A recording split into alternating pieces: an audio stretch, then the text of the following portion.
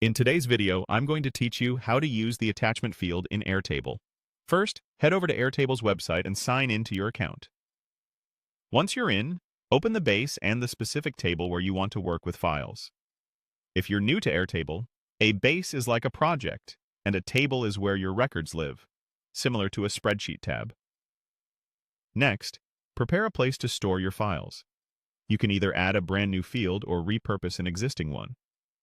To add a new field, look for the plus sign at the far right of your columns, or open a column menu and choose to insert a field.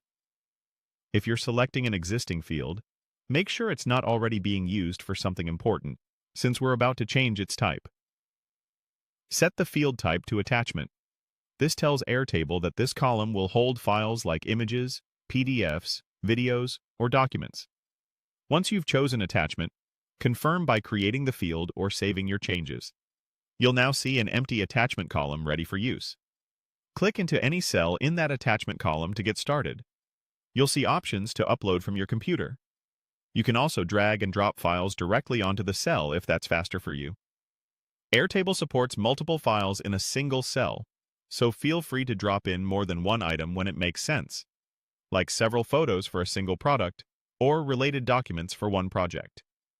After you add your file, wait for the upload to finish. You'll see a progress indicator, and then a small thumbnail or file icon once it's done.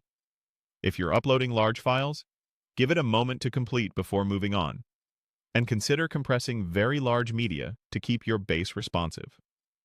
Now that your attachment is in the record, you can open and preview it right from the cell. Click the thumbnail to view it in a larger window. From there, you can flip through multiple attachments, download a copy to your device, rename the file for clarity, or remove it if it was added by mistake. Drag files within the cell to reorder them so the most important one appears first. For images, you'll see handy thumbnails. For documents and videos, you'll get a viewer when possible, so you don't have to leave Airtable to check the contents. That's it. By setting a field to attachment, uploading your files, and managing them directly in the record, you keep everything organized and accessible for your team without jumping between tools.